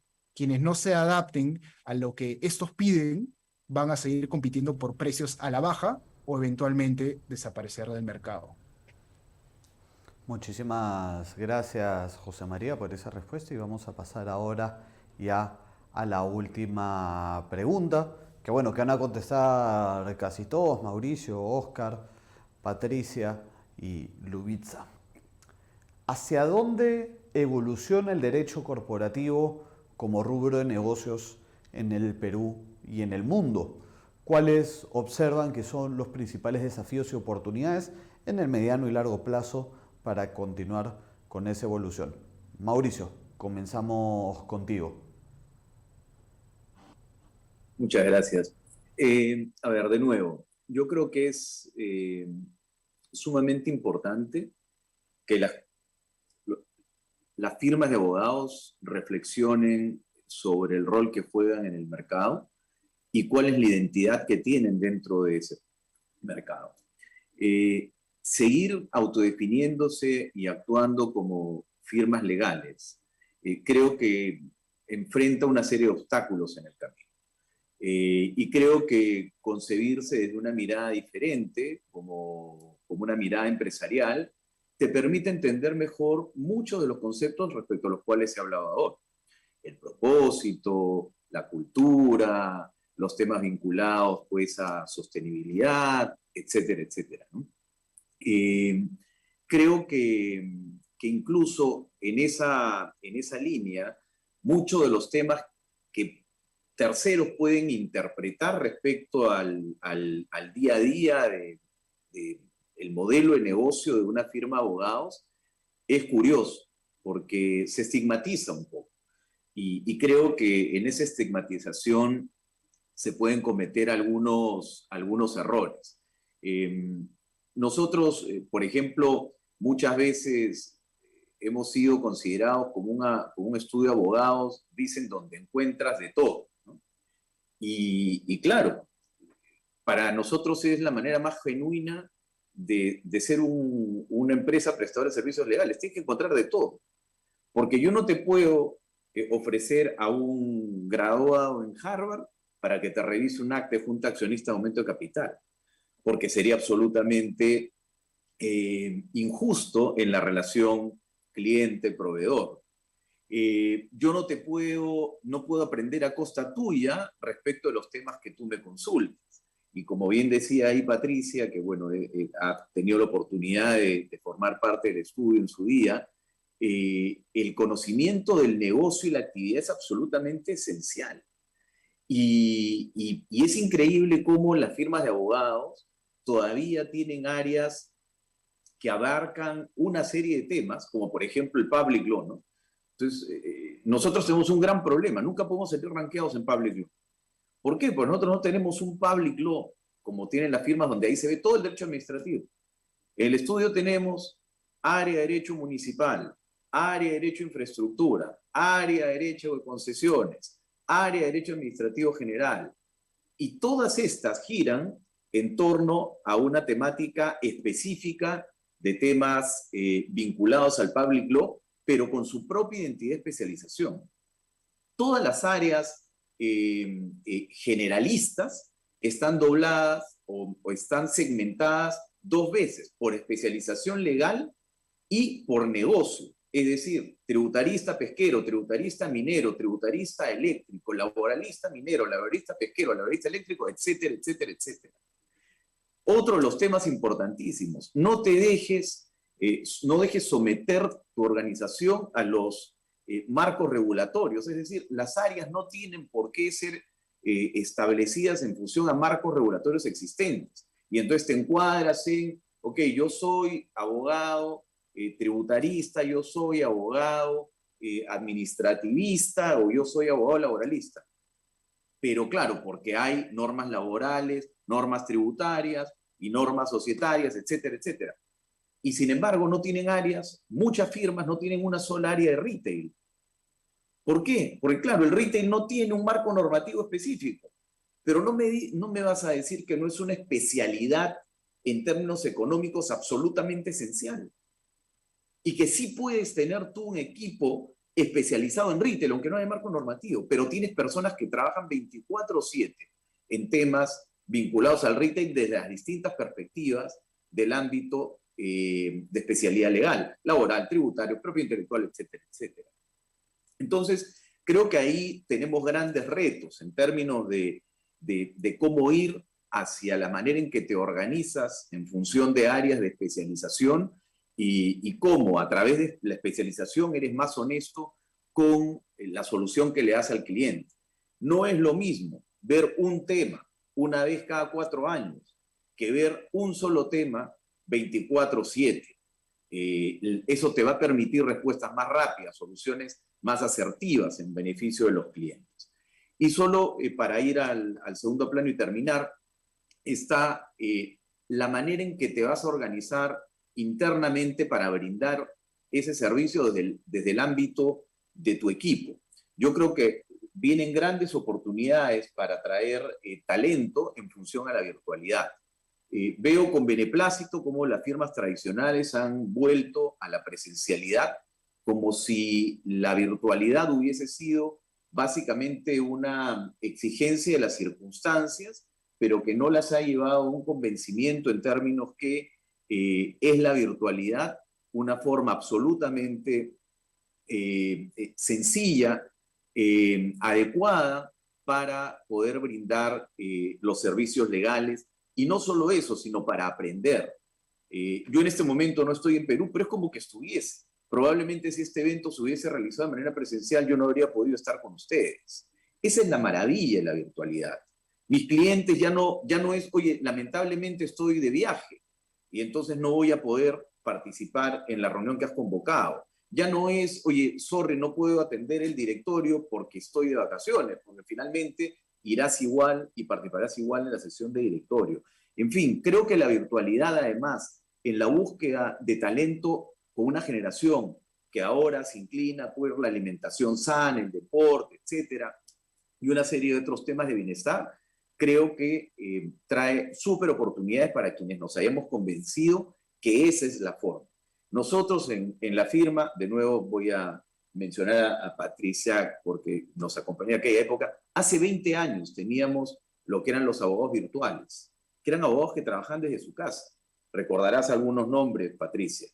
Y hace más de 5 años en la firma veníamos dando bonos a quienes quisieran trabajar desde la casa. Y sin duda flexibilidad total a quienes, hombres o mujeres, tenían hijos, etcétera, y que les decíamos lo importante que era compartir los primeros años de vida con él. Entonces, ahora ese prejuicio que había de ni siquiera con incentivos trabajar en casa, porque parecía que trabajar en casa era, hay una grosería asociada a eso, pero más bien, digamos, estar perdiendo el tiempo o estar no trabajando a full, es completamente distinto, ¿no es cierto? Más bien hay un nivel de eficiencia inmenso que se ha logrado trabajando virtualmente y que las firmas además debemos de redituar en beneficio de nuestros abogados, porque ha habido ahorros en temas de infraestructura que hoy no se tienen que utilizar. Nosotros hemos devuelto 3 pisos de oficinas, más de 3.000 metros cuadrados, o sea, y cantidad de otras cosas. La cantidad de horas que los abogados ahora tienen son mucho más horas que las que tenían antes de la pandemia, ¿no es cierto? O sea, porque tenías las 2 horas de almuerzo, la hora de traslado, la hora de retirada, tenías 4 horas. Hay casi un 25% de mayor productividad del abogado en beneficio de la organización, y la organización, por un tema de justicia, tiene que compartirlo con sus integrantes. Creo que si se ha aprendido adecuadamente las lecciones lindas que ha dejado esta experiencia en la virtualidad, si se han aprendido bien, hay ahí todo un norte fabuloso para firmas legales. Las que no lo han aprendido y vuelven ahora a la presencialidad como una regla o como de nuevo un prejuicio, seguir trabajando desde casa, creo que no van por el buen camino. Muchísimas gracias, Mauricio, por tu intervención. Oscar, vamos contigo. Sí, bueno, yo creo que un tema inminente es que lo digital y lo tecnológico va a marcar la pauta en todo el sentido de la palabra, ¿no? Me refiero no solamente a la forma como se brinda el servicio legal, sino también a las áreas de especialización que vamos a tener, ¿no? Digamos, es un área en la que yo me he desarrollado durante bastantes años y que a raíz de la pandemia, lo cuento siempre como anécdota, se me ha hecho mucho más fácil explicar a qué me dedico, ¿no? Porque hasta antes de eso era todavía un poco complicado, ¿no? Derecho digital, ¿cómo es esto? ¿De qué trata? ¿Con qué se come? ¿No? Creo que ahora ya ha llegado para quedarse y eso es un tema muy interesante. Todos los desarrollos que se están empezando a dar sobre la Web3 o el futuro la siguiente evolución del Internet está generando la necesidad de cambiar, de hacer cambios sustanciales muy importantes en nuestra forma de ver el derecho, ¿no? Por ejemplo, el tema de tokenización de activos, criptoeconomía, ¿no? Es todo lo nuevo que se está viniendo de una manera muy fuerte y sostenible y va a generar cambios, no solamente la creación de una especialidad del derecho, sino que la tecnología, al no ser un área del derecho, atraviesa transversalmente todo, el derecho penal, el derecho corporativo, el derecho ambiental, todo, porque la tecnología se ha convertido ya en una parte esencial de lo que hacemos, ¿no? En el tema de brindar servicios a clientes, creo que el legal tech se va a convertir ya en un tema, en una palabra muy usada dentro del sector legal, porque creo que los abogados tenemos que soportarnos en tecnología y la pandemia justamente nos ha dejado una enseñanza de que es muy fácil hacerlo, ¿no? Yo recuerdo incluso cuando recién se dio el tema de la pandemia, que habían muchos amigos abogados que no tenían cómo entrar a su información o sus archivos porque tenían en sus firmas servidores in-house, ¿no? O sea, no estaba el servicio en la nube, soportado en nube, y no podían acceder a esa información y era terrible, ¿no? En un momento hotel que no se podía salir en ningún lugar, ¿no? Otro tema en el que creo que, que se va a dar necesariamente un cambio y un diferencial para las firmas o los prestadores de servicios legales que lo adopten es el tema de sostenibilidad, ESG, ya brindados en la firma de abogados. No el hecho no una bien intencionada labor de trabajo pro bono o algo así, sino ya un tema de impacto directo que tiene el ADN de la empresa de servicios legales, del proveedor legal, porque hasta a la fecha, por ejemplo, hay muy pocas firmas de abogados certificadas como B Corps o como sociedades BIC. Es muy poco de lo que hay a nivel global, y eso creo que tiene que cambiar y creo que se va a convertir en un diferencial importante para el sector legal, ¿no? La flexibilidad y este concepto que yo llamo de presencialidad inteligente, ¿no? O sea, no presencialidad forzada, ni exigir que la gente vaya para justificar el micromanagement, sino simplemente presencialidad intencionada para construir cultura, para conectar como personas, porque lo que ha empezado a ocurrir, y también he notado mucho, es que se empieza a decir, anda a la oficina para seguir viendo videoconferencias a través de la computadora, o para fomentar encuentros espontáneos alrededor del café, pero eso en realidad no te construye nada de cultura si no está intencionado y si no hay un tema institucional detrás que vaya orientado a construir eso, ¿no? Entonces, creo que finalmente uno de los temas que quería también resaltar es que veo a un abogado que va a resolver de manera interdisciplinaria los temas, no a darte la solución legal, no a resolverte el problema legal, sino a resolverte el problema. Y creo que ahí se va a concentrar mucho de la labor del abogado, ¿no? No es el abogado que te viene a recitar una norma o a decirte o a darte una magistrada interpretación de la ley, sino a solucionarte problemas. Y creo que eso va a ser un gran diferencial también para los abogados ni siquiera del futuro, del presente, diría yo. Muchísimas gracias, Oscar, por esa respuesta. Vamos contigo, Patricia. Gracias. Creo que Oscar y Mauricio han dicho bastante sobre lo que va a pasar en el futuro, pero algo que tomo es lo que mencionó Oscar, el traer la ética al derecho. Y es algo que como clientes también venimos evaluando y revisando a la hora de contratar. Ahora con las redes, el tema de reputación es sumamente delicado y uno tiene que saber con quién está contratando. No solamente se hace una debida diligencia, sino una diligencia permanente de quiénes son tus asesores, para saber que están alineados a tus valores. Tú quieres tener como aliado estratégico, que es tu abogado corporativo, tu asesor externo, alguien que tenga los mismos valores que tienes tú. Entonces, y coincido ahí que somos las gerencias legales quienes podemos ayudar a marcar la pauta en el sentido de exigir el cumplimiento de valores, de temas de ESG, de, por ejemplo, equidad de género, respeto, no acoso, etc. Un ejemplo es, en la oficina tenemos un pacto que es Basta Ya, y es a todos nuestros contratistas, incluyendo estudios de abogados, les pedimos comprometerse con este pacto, pero luego lo supervisamos. Y vemos que efectivamente se están cumpliendo. ¿Cuáles son las acciones que tienes para prevenir acoso, para llegar a equidad de género? Coméntame cómo estabas hace un año y cómo estás ahora, qué has hecho. Y ese tiempo, claro, lo tienes que dedicar para tener esta mejor relación con tu asesor externo, pero te suma a ti como compañía.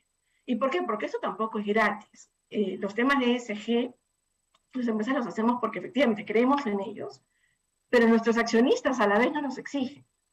Ya los accionistas te están pidiendo, oye, ¿cuáles son tus estadísticas en ESG? ¿Qué estás haciendo? Los reportes de sostenibilidad son críticos y el aporte de los abogados en esos temas también es sumamente importante. Y por eso, lo que comentaba hace un momento, ¿no? Las especialidades que tienen que tener, o los análisis que tienes que hacer desde el punto de vista ambiental, social, gobernanza, cumplimiento. Esto te va a ayudar a poder sumar a las iniciativas que pueda tener tu compañía en los tres ambientes. Normalmente los abogados nos enfocamos en el de gobernanza, ¿no? En lo más alineado normalmente al derecho corporativo. Y estamos ahí en cumplimiento, buen manejo con los accionistas minoritarios, etc. Pero en los temas sociales y ambientales también tenemos, creo, mucho que aportar, como abogados corporativos incluso, con estas especialidades que les menciono. Y finalmente creo que también lo que va a cambiar mucho, y lo que ya viene cambiando, es la forma en la que enseñamos el derecho.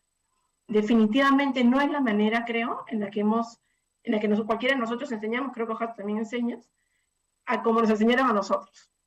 El repetir la norma, el saber qué dice el reglamento, que va a cambiar con el tiempo, no es la forma en la que los chicos ahora están estudiando, en la que las universidades exigen que uno enseñe.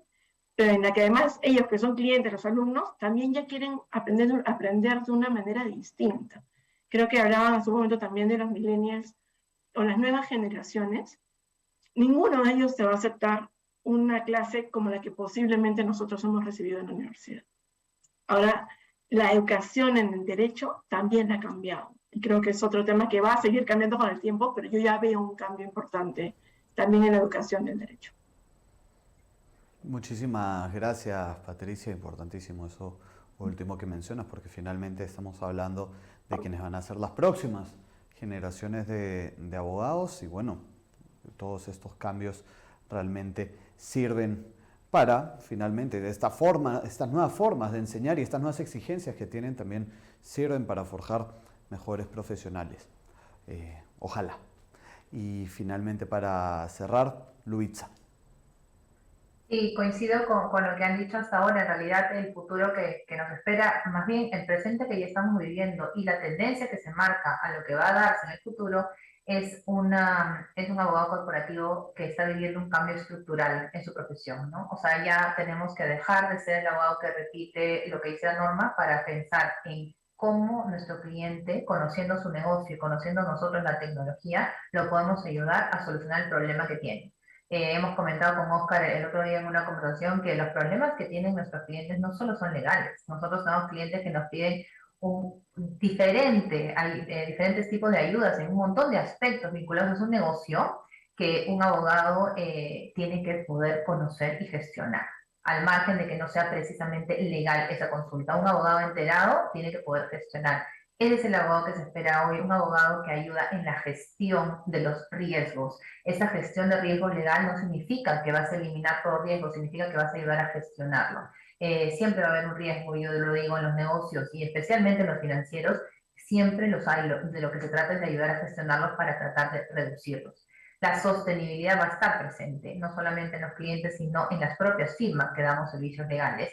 No solamente es predicar, sino vivirlo y mostrarlo con el ejemplo, poder ser inclusivos, cuidar el medio ambiente, tener un propósito y finalmente ser una empresa que a través de sus servicios profesionales entendamos el contexto, el negocio, el país y podamos contribuir a generar un valor agregado para nuestras empresas que son clientes y para el país también.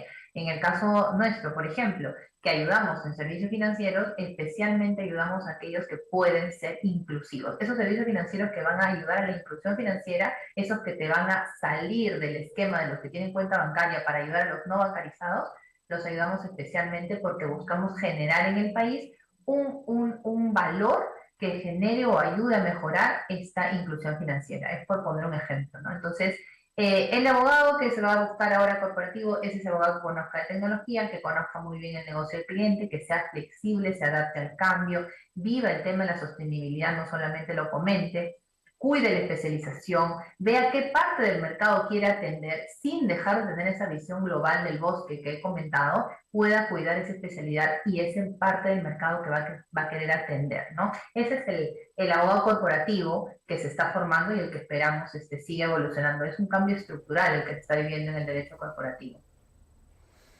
Muchísimas gracias, Luitza, y con eso hemos cerrado. Quiero darle las gracias a todos y cada uno de los excelentes profesionales líderes que nos han acompañado durante todo este webinar con sus experiencias, con finalmente las soluciones que están poniendo en marcha en las organizaciones que ellos mismos dirigen, las organizaciones que lideran, organizaciones además que son las más importantes del país. Así que no me queda más que nuevamente darles las gracias y voy a pasar a despedirme de cada uno de ustedes. Han estado con nosotros Mauricio Laya, socio principal del Estudio Muñiz y director del área de Derecho Corporativo y M&A. Muchísimas gracias, Mauricio. Gracias a ustedes. Ha estado también con nosotros Oscar Montezuma, director ejecutivo para Perú y Ecuador de Newbox Legal. Muchas gracias, Oscar. Muchas gracias. Gracias, Álvaro, por la invitación. Un gusto compartir con todos y todas. Encantados de tenerte aquí. También ha estado con nosotros Patricia Cosa, que es profesora de Sam Business Law y gerente legal y de compliance para la región América de Goldfields. Muchísimas gracias, Patricia. Muchas gracias, Álvaro, por la invitación. Ha sido un gusto. Y también ha estado con nosotros Ljubica Vodanovic, que es Founding Partner de Vodanovic Legal. Ljubica, muchísimas gracias por estar aquí con nosotros. A ti las gracias, Álvaro. Y finalmente nos ha acompañado también José María de la Jara, cofundador de Odds Legal. Muchas gracias, José María, por estar aquí. Gracias a ti, Álvaro. Encantado de tenerlos a todos y cada uno de ustedes, y muchísimas gracias a toda la audiencia que ha estado con nosotros esta mañana, participando, escuchando, aprendiendo. Les pido a ustedes que sigan sintonizando las redes de Semana Económica, porque esto ha sido el cuarto evento de Insights Empresariales, un proyecto que hemos lanzado junto a ESAN Graduate School of Business, que ya va casi por la mitad, pero todavía nos quedan 5 eventos más, 5 informes más que presentar. Así que, como les digo, estén atentos, sigan las redes de Semana Económica, viene muchísimo más. Esto ha sido Derecho Corporativo, cómo está cambiando la relación entre abogados y empresas. Yo soy Álvaro Roncal y conmigo hasta la próxima. Que tengan una excelente semana.